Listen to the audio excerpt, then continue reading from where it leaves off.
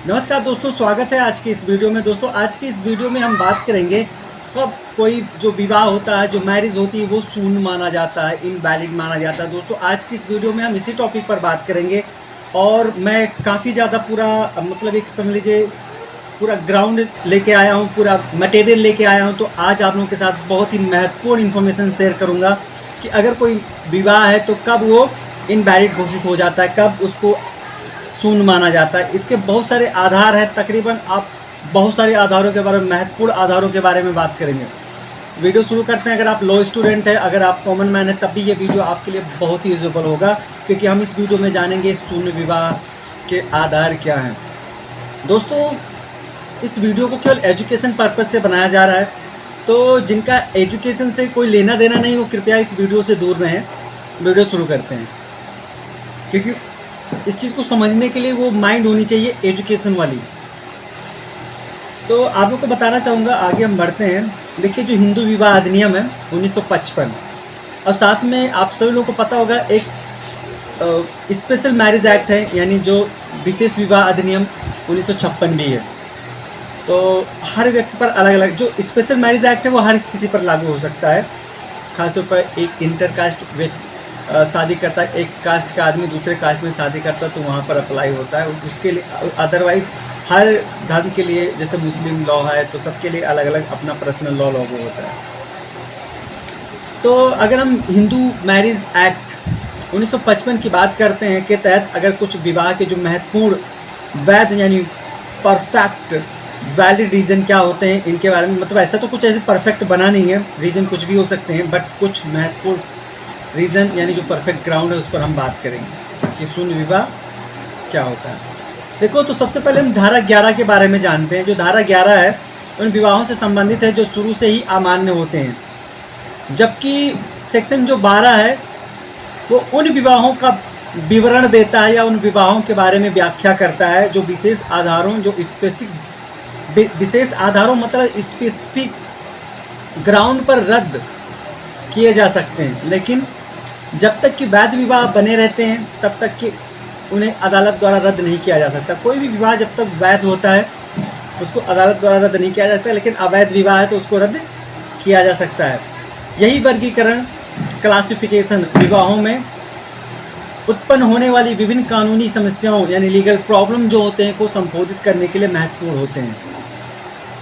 देखो, जो शून्य विवाह होता है, सबसे पहले तो अगर हम जो हिंदू मैरिज एक्ट के प्रारंभ में अगर हम बात करते हैं तो विधिवत संपन्न किए गए कोई भी विवाह शून्य और अमान्य होगा। किसी भी पक्ष द्वारा दूसरे पक्ष के विरुद्ध प्रस्तुत की गई याचिका पर शून्यता की डिक्री द्वारा ऐसे घोषित किया जा सकता है जैसे यदि वह धारा 5 के खंड 1, 4 और 5 में निर्दिष्ट शर्तों में से किसी एक का भी उल्लंघन करता हो। आगे बढ़ते हैं। अगर हम थोड़ा इसको और स्पष्ट तरीके से अगर समझना चाहते हैं तो देखिए, जो शून्य विवाह होते हैं जो कानून की नज़र में कभी उनका अस्तित्व नहीं होता है, वह शुरू से ही अमान्य होते हैं। ऐसा नहीं बाद में विवाह शून्य हो जाता है। जब शुरुआत में ही गलती की जाती है तो जो विवाह होता है वो शून्य हो जाता है, और शुरू में जो शून्य हो गया वो लास्ट तक शून्य ही रहेगा। उन्हें रद्द करने के लिए अदालत के डिक्री की आवश्यकता नहीं होती है। हालांकि एक पक्ष कानूनी अस्पष्टता, लीगल क्लैरिटी के लिए शून्यता की डिक्री प्राप्त कर सकता है। धारा 5 की निम्नलिखित कुछ महत्वपूर्ण शर्तों जो होती हैं उनके बारे में थोड़ा डिस्कस करते हैं। जैसे अभी मैंने आपको धारा 5 के उपधारा 1 और भी 2-3 चीज़ों के बारे में बताया था, तो उनके जो अंदर क्या है अभी मैंने आपसे बात किया था, आगे वीडियो में बता चुका हूँ कि जो सेक्शन 5 है उप सेक्शन क्लॉज 1, 4, 5 क्या कहता है, उपधारा 5, 6, 1। तो यदि विवाह के समय किसी भी पक्ष का पहले से कोई जीवित पति या पत्नी है, पहला रीज़न। सेक्शन 5 आई ये कहता है, आई आप एक कह सकते हैं पहला, यदि कोई विवाह करता है और दोनों पक्ष में से किसी का भी पति जीवित हो या पत्नी या पति जीवित हो तो विवाह शून्य होगा। यानी एक हिंदू मैरिज एक्ट के तहत एक पत्नी के रहते हुए या पति के रहते हुए जो दूसरा विवाह किया जाता है वो क्या होता है, शून्य होता है। उदाहरण के साथ में भी समझेंगे। उदाहरण के लिए अगर राहुल पहले से ही सीमा से विवाहित है तो उसकी शादी भंग हुए बिना वह प्रिया से दूसरी शादी करता है तो प्रिया का विवाह वो क्या होगा, शून्य होगा। यानी किसी व्यक्ति की अगर पहले से शादी हो चुकी है, हो रही है, पति पत्नी दोनों लाइव हैं, जिंदा हैं, और अगर वो दूसरा विवाह करता है तो क्या होगा, दूसरा विवाह शून्य होगा। पहले डाइवोर्स लो, पहले वाले विवाह को ख़त्म करो, फिर दूसरा विवाह कर सकते हो। यानी कि एक समय में एक ही विवाह कर सकते हैं आप। अब इसकी जो दूसरी विशेषता है, धारा 5 का 4 नियम 4 क्या कहता है, यदि पक्ष निषिद्ध संबंध की डिक्री के भीतर और उसके बीच विवाह को अनुमति देने वाला कोई मान्य रीति रिवाज नहीं है। इस चीज़ को एक बार फिर से समझिए। यदि पक्ष निषिद्ध संबंध की डिक्री के भीतर है और उसके बीच विवाह को अनुमति देने वाला कोई मान्य रीति रिवाज नहीं है। इसमें थोड़ा मैं गहराई में जाना चाहूँगा कि देखिए, ये कानून तो लागू होता है लेकिन कुछ ऐसे लोग होते हैं जिनके यहाँ कोई क्या नाम है, एक रीति रिवाज के जरिए जो शादी होता है, ख़ासतौर पर जो मतलब कुछ जनजातियाँ होती हैं, तो वहाँ पे अगर जो शादी होता है या जो कुछ ऐसे लोग होते हैं जिनके यहाँ, मैं किसी पर्टिकुलर कोई भी समूह ले सकते हैं, तो उनके यहाँ जो शादी होता है एक विशेष नियम होता है, एक लोकल, एक पर्सनल, एक व्यक्तिगत एक नियम होता है, मतलब रीति रिवाज होता है। तो अगर वो रीति रिवाज नहीं है तो फिर उसको देखिए, उसको विवाह को शून्य माना जाएगा। आगे बढ़ते हैं, इसको भी उदाहरण के साथ समझते हैं ताकि आसानी से हम समझ सकें। जैसे रमेश अपनी बहन निशा से शादी करता है, वह विवाह निश्चित संबंध की डिग्री में आता है, लेकिन इसलिए यह शून्य होगा। लेकिन क्या होगा, इसलिए यह शून्य होगा। रमेश अपनी बहन से निशा से शादी करता है तो यह विवाह निषिद्ध होगा, संबंध की डिग्री में आता है और यह शून्य होगा। समझिए इसका उदाहरण। दूसरी बात देखिए, इसमें जो नाम यूज़ किए जा रहे हैं बस आप लोगों को केवल समझाने के लिए किए जा रहे हैं। तो आप इसमें से कोई अगर किसी का नाम इससे है तो प्लीज़ उसको आप सीरियस मत लेना, क्योंकि ये खाली आप लोगों को समझाने के लिए उदाहरण दिया जा रहा है। अब हम जो तीसरे पॉइंट की बात करते हैं वो है धारा 5 का उपधारा 5 का उल्लंघन। इसमें क्या आता है, किस चीज़ का उल्लंघन करने पर विवाह को शून्य माना जाएगा। यदि पक्ष एक दूसरे के सपिंड हैं और उनके बीच विवाह को अनुमति देने वाला कोई भी मान्य रीति रिवाज नहीं है। एक चीज़ याद रखना, जो मतलब एक रीति रिवाज होता है उसके तहत आप अगर शादी करते हैं, चाहे आपका कोई लोकल रीति रिवाज हो, किसी भी कास्ट है, कोई धर्म है, वहाँ पे अगर कोई रीति रिवाज लोकल है जिसके तहत आपने शादी किया, लेकिन आपका जो लोकल रीति रिवाज है आपको अलाउ करता है शादी करने के लिए, लेकिन हिंदू मैरिज एक्ट आपको अलाउ नहीं करता, तभी वो विवाह शून्य नहीं होगा। उदाहरण के लिए, अर्जुन अपनी बुआ की बेटी से शादी करता है जो उसके सापिंडी संबंध की सीमा में आते हैं और उसके समुदाय में इस तरह के विवाह को कोई स्थापित रीति रिवाज नहीं है, तो यह विवाह शून्य है।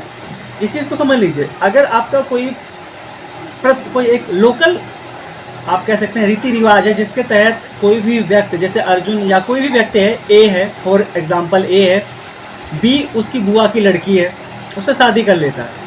अगर उसके यहाँ रीति रिवाज है कि एक लड़का अपनी बुआ की लड़की से शादी कर सकता है, तो अगर कर सकता है तो हिंदू मैरिज एक्ट वहाँ पे लागू नहीं होगा, क्योंकि उसका एक पर्सनल रीति रिवाज है, तो वहाँ पे लागू नहीं होगा। तो ये चीज़, तो उस विवाह को शून्य नहीं माना जाएगा। लेकिन अगर उसका कोई पर्सनल रीति रिवाज नहीं है कि एक व्यक्ति अपनी बुआ की लड़की से शादी कर सकता है, तो वहाँ पे विवाह शून्य होगा। आगे बढ़ते हैं। अब कुछ महत्वपूर्ण जजमेंट के बारे में पढ़ते हैं, केस लॉ के बारे में पढ़ते हैं। एक जजमेंट है, बहुत ही फेमस जजमेंट है, भुरौआ शंकर लोखंडे बनाम महाराष्ट्र राज्य इस मामले में सर्वोच्च न्यायालय ने स्पष्ट रूप से कहा था कि हिंदू विवाह अधिनियम की धारा 5(1) का उल्लंघन करने वाला विवाह यानी एक जीवित पत्नी या पति के होते हुए दूसरी शादी करना शून्य है होता है। न्यायालय ने यह भी दोहराया कि ऐसे विवाह को वैध मानने के लिए आवश्यक अनुष्ठानों का प्रदर्शन नहीं हुआ होता है। यह निर्णय शून्य विवाह की अवधारणा को मजबूत करता है, खासकर दो विवाह के मामलों में। जैसे कि इस चीज़ को एक बार समझते हैं थोड़ा कि 1965 में एक जजमेंट आया था, महाराष्ट्र राज्य का है, 1965 में आया था, जिसमें कहा गया था, जो सर्वोच्च न्यायालय द्वारा कहा गया था कि हिंदू विवाह अधिनियम की धारा 5(i) आप एक कह सकते हैं का उल्लंघन करने वाला विवाह, उसके नियमों का उल्लंघन करने वाला विवाह, यानी कि क्या उल्लंघन करने वाला, यानी कि एक जीवित पति या पत्नी के रहते हुए दूसरा विवाह करना, वो विवाह क्या होगा, शून्य होगा। इसमें यही 5(1) में बताया गया है कि अगर कोई व्यक्ति विवाह करता है, एक पत्नी के रहते हुए अगर दूसरा विवाह करता है, तो वो क्या होगा, पति या पत्नी के रहते हुए दूसरा विवाह करता है, तो दूसरा विवाह क्या होगा, शून्य होगा। ये हो गया। अब आगे बढ़ते हैं और जानते हैं जो मतलब वाइडबल मैरिज यानी शून्य करणीय विवाह। तो अगर अधिनियम के प्रारंभ में हम लोग आप बात कर चुके हैं, सोलमनाइज किया गया कोई भी विवाह शून्य करणीय यानी वाइडबल होगा और निम्नलिखित में से किसी भी आधार पर जो ग्राउंड है, ठीक है, अशून्यता की डिक्री द्वारा रद्द किया जा सकता है। अर्थात किसी भी मैरिज को रद्द किया जा सकता है।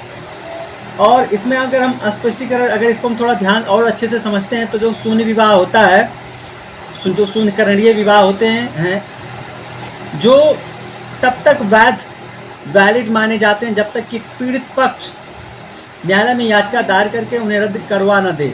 यदि कोई पक्ष इसे रद्द करवाने की कार्रवाई नहीं करता है तो विवाह वैध रहता है। एक चीज़ जान लीजिए, अगर कोई देखो, शून्य विवाह तो आप लोग समझ गए, और शून्य करणीय विवाह मतलब किसी भी विवाह को अगर वो शून्य विवाह है यानी इनवैलिड विवाह है, और उस विवाह को जब तक कोर्ट द्वारा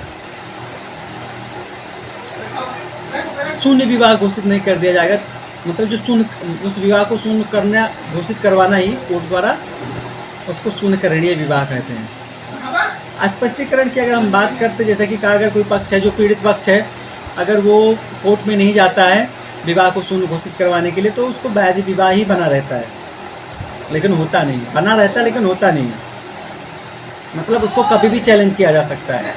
शून्य करणीय विवाह के कुछ आधार के बारे में बात करते हैं। प्रतिवादी की नपुंसकता के कारण विवाह का संपन्न न होना।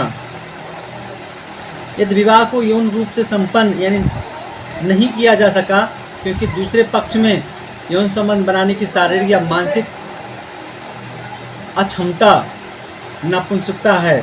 नपुंसकता का अर्थ संतान उत्पत्ति की असक्षमता नहीं बल्कि संभोग करने में असमर्थता है। एक ये बहुत बड़ा ग्राउंड है। विवाह के बाद राहुल मतलब एक को पता चलता है कि उसकी पत्नी नेहा चिकित्सीय रूप से नपुंसक है और विवाह को संपन्न करने में असमर्थ है। राहुल इस आधार पर विवाह को रद्द करने के लिए याचिका दायर कर सकता है। ये ग्राउंड्स हैं जिस आधार पर विवाह को खारिज करवाया जा सकता है, शून्य घोषित करवाया जा सकता है। धारा 5 के खंड 2 में निर्दिष्ट शर्त कंडीशन जो होते हैं या जो कंडीशन होते हैं, ठीक है, उसके बारे में जानते हैं। देखिए, धारा 5 खंड 2 में यह उल्लिखित मानसिक क्षमता मेंटल कैपेसिटी की शर्तों का उल्लंघन है। यदि विवाह के समय कोई भी पक्ष अस्वस्थ मन अनसाउंड माइंड का था तो ऐसे मानसिक विकार से पीड़ित था जो उसे विवाह संतान उत्पत्ति के लिए अनुपयुक्त बनाता है या पागलपन के बार बार होने वाले हमलों के अधीन था, तो वह विवाह शून्य करणीय होगा। शादी के समय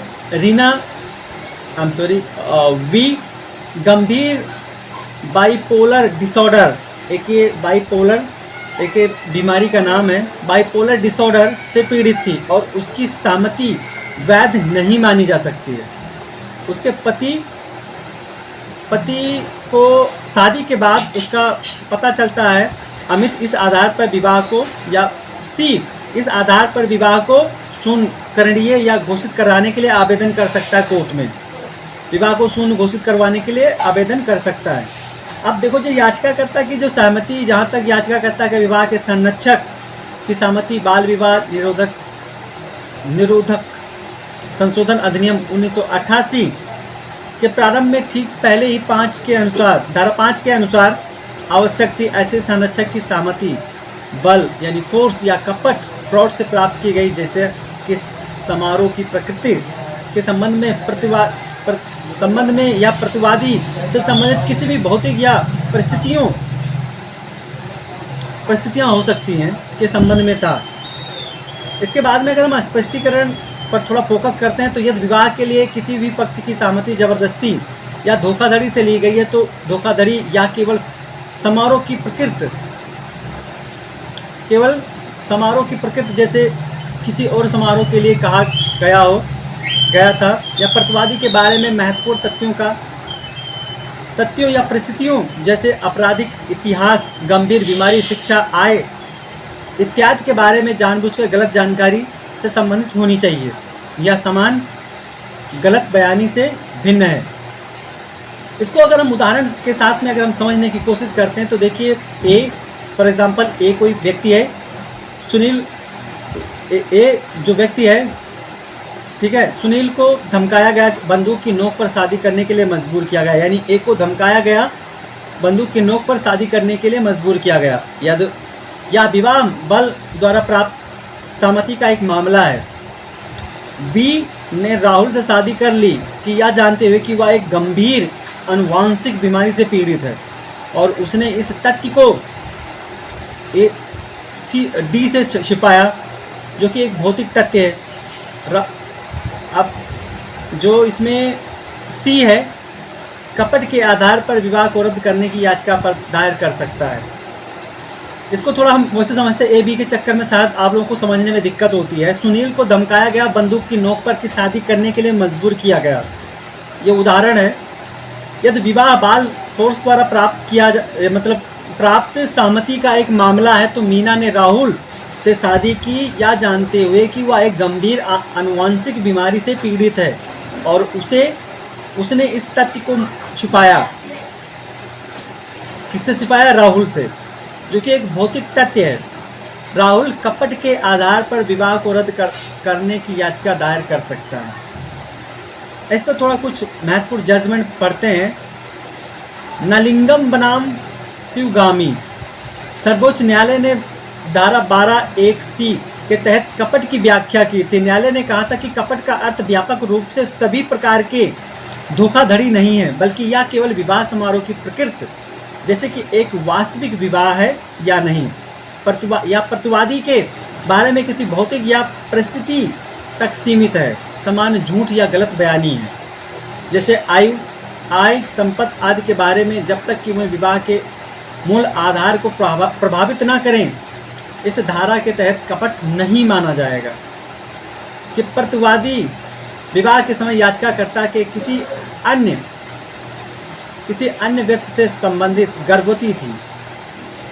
जैसे इसमें क्या है कि प्रतिवादी की विवाह के समय याचिकाकर्ता के अलावा किसी अन्य व्यक्ति से गर्भवती थी।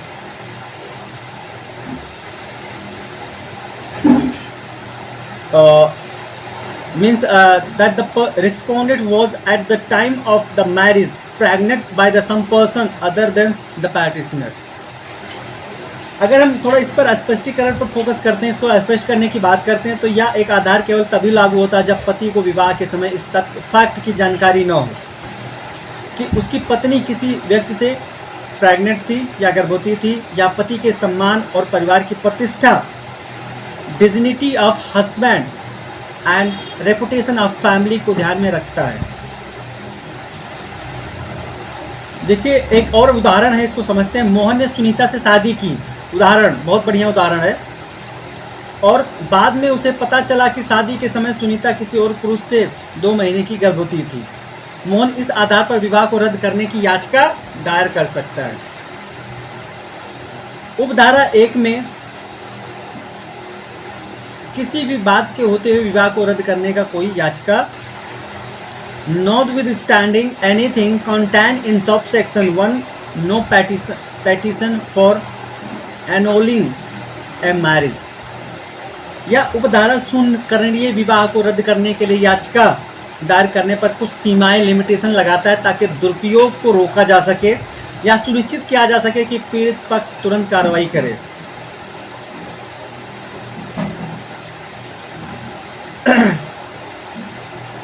उपधारा 1 के खंड सी में निर्दिष्ट आधार बल या कपट पर स्वीकार नहीं की जाएगी। यदि याचिका बल के प्राप्त होने या कपट के खोजे जाने पर 1 वर्ष से अधिक समय प्रस्तुत की जाती है या याचिकाकर्ता ने अपनी पूर्ण सहमति से बल के प्राप्त होने या कपट के खोजे जाने के बाद विवाह के दूसरे पक्ष के साथ पति या पत्नी के रूप में सहवास किया हो, लिव एज हस्बैंड और वाइफ। थोड़ा इसको और समझते हैं। देखिए, यह समय सीमा जो लिमिटेशन जो टाइम लिमिट होता है, पुष्टि होता है, कन्फर्मेशन का सिद्धांत है ये। यदि पीड़ित पक्ष बल या कपट के बारे में जानने के बाद भी 1 वर्ष से अधिक समय तक निष्क्रिय रहता है या जानबूझकर कि विवाह को जारी रखना और सहवास करना, तो वह विवाह को रद्द करने का अपना अधिकार खो देता है। एक बार इसको दोबारा समझिए। कोई भी इसमें पीड़ित पक्ष होता है, कपट के बारे में जानने के बाद भी 1 वर्ष तक अगर वो निष्क्रिय रहता है, मतलब 1 वर्ष तक अगर उसे कोई कोशिश नहीं करता है, ये जानते हैं कि उसके साथ कपट किया गया है, तो जो उसका विवाह को रद्द करवाने का जो अधिकार होता है उसको वो खो देगा। इसके बाद में उपधारा 1 के खंड डी में निर्दिष्ट आधार विवाह के समय गर्भावस्था पर स्वीकार की जाती है यदि जब तक कि न्यायालय संतुष्ट न हो या कि याचिकाकर्ता विवाह के समय कथित तथ्यों से अनभिज्ञ था कि इस अधिनियम के आरंभ से पहले किए गए विवाह के मामले में ऐसे प्रारंभ के 1 वर्ष के भीतर और ऐसे प्रारंभ के बाद किए गए विवाह के मामलों में विवाह की तारीख से 1 वर्ष के भीतर कार्रवाई शुरू की गई यदि याचिकाकर्ता द्वारा उक्त आधार के अस्तित्व की खोज के लिए याचिकाकर्ता की सहमति से वैवाहिक संभोग नहीं हुआ है। इसको थोड़ा और स्पष्ट करते हैं तो जानते हैं कि यह आधार भी समय सीमा आचरण से संबंधित है। पति को तथ्यों से अनजान होना चाहिए था, 1 वर्ष के भीतर याचिका दायर करनी चाहिए और खोज के बाद में पत्नी के साथ यौन संबंध नहीं बनाना चाहिए, अन्यथा वह अपना अधिकार खो देगा। अगर वो ऐसा करता तो समझ लो उस व्यक्ति ने क्या किया, उस चीज़ को एक्सेप्ट कर लिया। जो भी उसके साथ गलत हुआ था, छल कपट से विवाह हुआ था, पत्नी प्रेग्नेंट थी, अगर उसको पता है इसके बाद में पत्नी के साथ में अगर वो रहता है, सहवास करता है, तो वो अपने विवाह को रद्द करवाने का जो अधिकार है उसको वो खो देता है। उदाहरण के लिए थोड़ा समझते हैं इसको उदाहरण के साथ। यदि एक व्यक्ति को अपनी पत्नी की गर्भावस्था के बारे में विवाह के 6 महीने बाद पता चलता है लेकिन वह अगले 2 साल तक कोई कानूनी कार्रवाई नहीं करता तो उसके बीच वैवाहिक संबंध जारी रहता है, तो वह बाद में इस विवाह को रद्द करने का जो याचिका दायर करने का अधिकार होता है वो खो देता है। वो दोबारा याचिका दायर नहीं कर पाएगा कि विवाह रद्द कर दिया जाए, क्योंकि वो 6 महीने बाद पता चलता है और 2 साल तक कुछ नहीं करता है। धारा 11 और 12 हिंदू विवाह अधिनियम के तहत विवाहों की कानूनी स्थिति यानी जो लीगल स्टेटस होता है को स्पष्ट करती है कि वह विवाह अवैध विवाह के बीच एक महत्वपूर्ण अंतर स्थापित कर सकें। दोस्तों, शून्य विवाह शुरू से ही कानूनी रूप से अमान्य होते हैं, जबकि शून्यकरणीय विवाह तब तक वैध होते हैं जब तक कि उन्हें न्यायालय द्वारा सफलतापूर्वक रद्द नहीं किया जाता। यह प्रावधान व्यक्तियों के उन विवाहों को राहत पाने के लिए कानूनी रास्ता प्रदान करता है जो महत्वपूर्ण शर्तों को पूरा नहीं करते हैं। दोस्तों, जो अनुचित परिस्थितियों में होते हैं या करते हुए अनुचित परिस्थितियों का लाभ उठाते हुए विवाह को संपन्न करवाते हैं। आशा करता हूँ इस वीडियो से आप लोगों को बहुत कुछ सीख मिला होगा। देखिए, इस वीडियो को केवल एजुकेशन पर्पज़ के लिए बनाया गया है, तो इसमें जो भी नाम या ऐसे सारी चीज़ें ली गई है तो उसको आप पर्सनल नाम से कंपेयर ना करें। अगर आप लोगों का कोई सवाल है आपका कोई सुझाव है तो कमेंट कर सकते हैं। मिलता हूँ एक नई वीडियो में। बहुत बहुत धन्यवाद।